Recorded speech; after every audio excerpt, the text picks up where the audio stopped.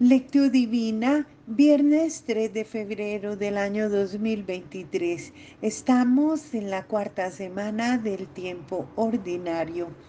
Hagamos oración.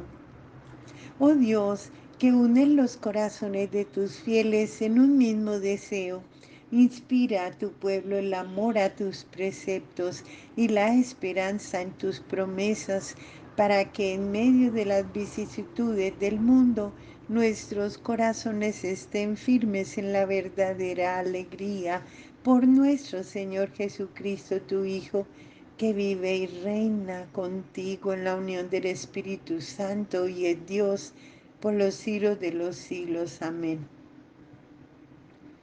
Lectura del Santo Evangelio según San Marcos, capítulo 6, versos del 14 al 29. En aquel tiempo, como la fama de Jesús se había extendido, el rey Herodes oyó hablar de él. Unos decían: Juan el Bautista ha resucitado de entre los muertos y por eso actúan en él fuerzas milagrosas. Otros decían: es Elías. Otros: es un profeta como los demás profetas. Al enterarse Herodes dijo: aquel Juan a quien yo decapité, ese ha resucitado. Y es que Herodes era el que había enviado a prender a Juan y le había encadenado en la cárcel por causa de Herodías, la mujer de su hermano Filipo, con quien Herodes se había casado. Porque Juan decía a Herodes: no te está permitido tener la mujer de tu hermano. Herodías le aborrecía y quería matarle, pero no podía, pues Herodes temía a Juan sabiendo que era un hombre justo y santo y le protegía, y al oírle quedaba muy perplejo y le escuchaba con gusto. Y llegó el día oportuno cuando Herodes en su cumpleaños dio un banquete a sus magnates, a los tribunos y a los principales de Galilea. Entró la hija de la misma Herodías, danzó y gustó mucho a Herodes y a los comensales. El rey dijo a la muchacha: pídeme lo que quieras y te lo daré. Y le juró: te daré lo que me pidas, hasta la mitad de mi reino. Salió la muchacha y preguntó a su madre: ¿qué voy a pedir? Y ella le dijo: la cabeza de Juan el Bautista. Entrando al punto apresuradamente a donde estaba el rey, le pidió: quiero que ahora mismo me des en una bandeja la cabeza de Juan el Bautista. El rey se llenó de tristeza, pero no quiso desairarla a causa del juramento y de los comensales, y al instante mandó el rey a uno de su guardia con orden de traerle la cabeza de Juan. Se fue y le decapitó en la cárcel y trajo la cabeza en una bandeja y se la dio a la muchacha, y la muchacha se la dio a su madre. Al enterarse, sus discípulos vinieron a recoger el cadáver y le dieron sepultura. Vamos a reflexionar. El Evangelio describe cómo murió el Bautista, el martirio de San Juan Bautista, sin proceso, durante un banquete, víctima de la preponderancia y de la corrupción de Herodes y de su corte. La causa de la prisión y luego el asesinato de Juan por parte de Herodes.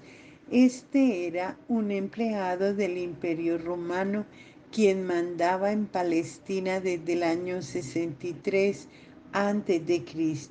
Era César, el emperador en Roma. Herodes, para no ser depuesto, trataba de agradar a Roma en todo. Insistía sobre todo en una administración eficiente que diera lucro al imperio y también a él mismo. La preocupación de Herodes era su propia promoción y seguridad. Por esto reprimía cualquier tipo de subversión. A él le gustaba ser llamado bienhechor del pueblo, pero en realidad era un tirano. Flavio José, un escritor de aquella época, informa que el motivo de la prisión de Juan Bautista era el miedo que Herodes tenía a un levantamiento popular. La denuncia de Juan Bautista contra la moral depravada de Herodes fue la gota que hizo desbordar el vaso y Juan fue llevado a la cárcel. Y la trama del asesinato.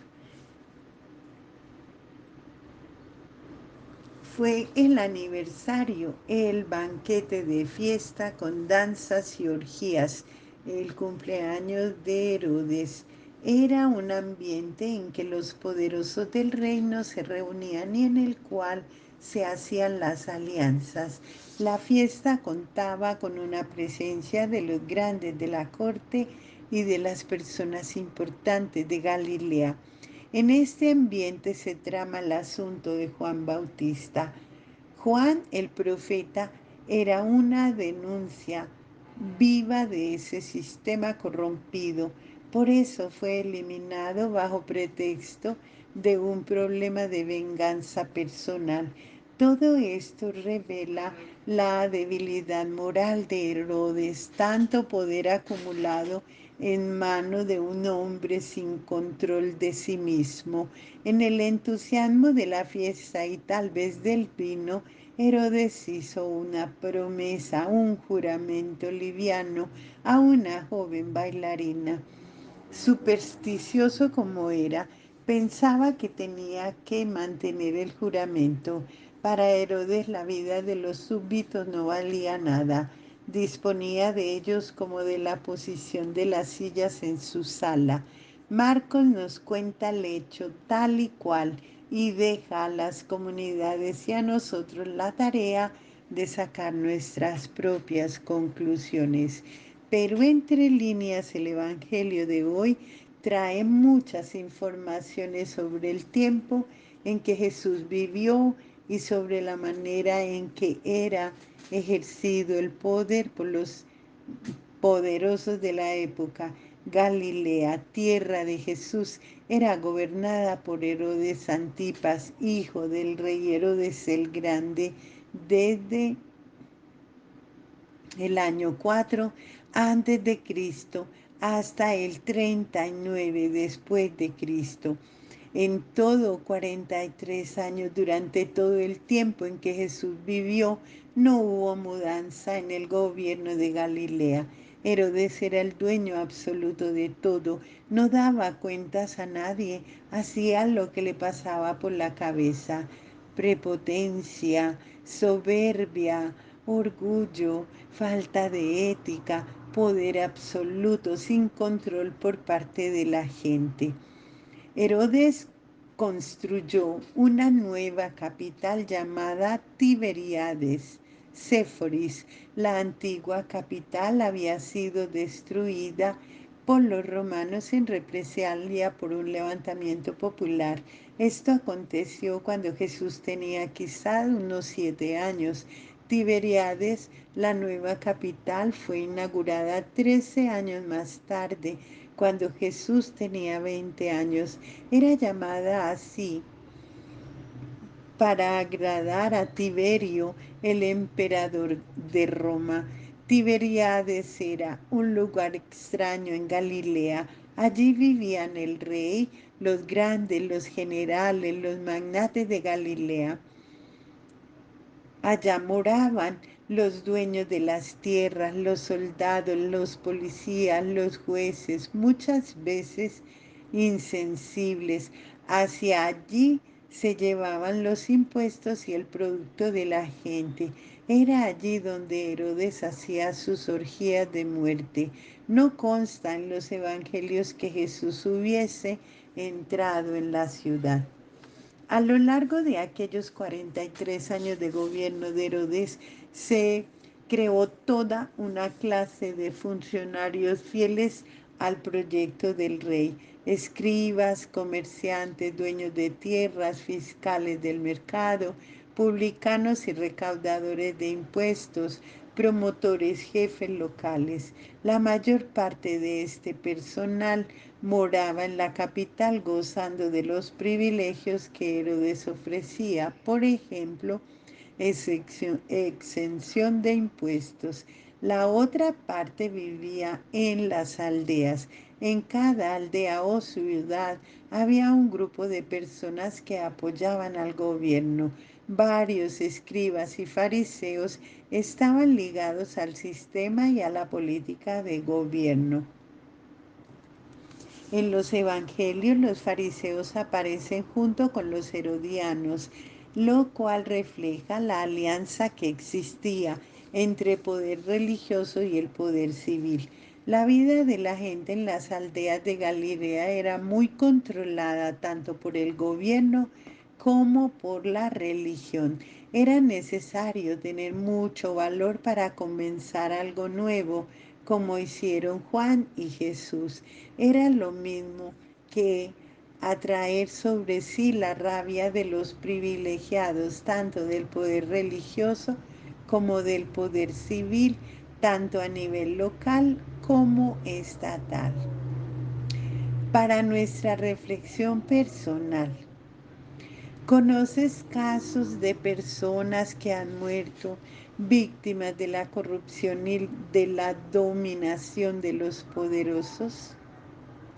Y aquí entre nosotros, en nuestra comunidad y en la iglesia, hay víctimas de desmando y de autoritarismo. Coloca ejemplos: superstición, cobardía y corrupción marcaban el ejercicio del poder de Herodes.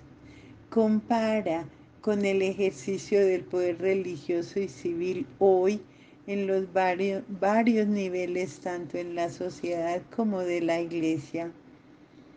¿Encuentras igual corrupción hoy día, aunque puede ser peor? Oremos.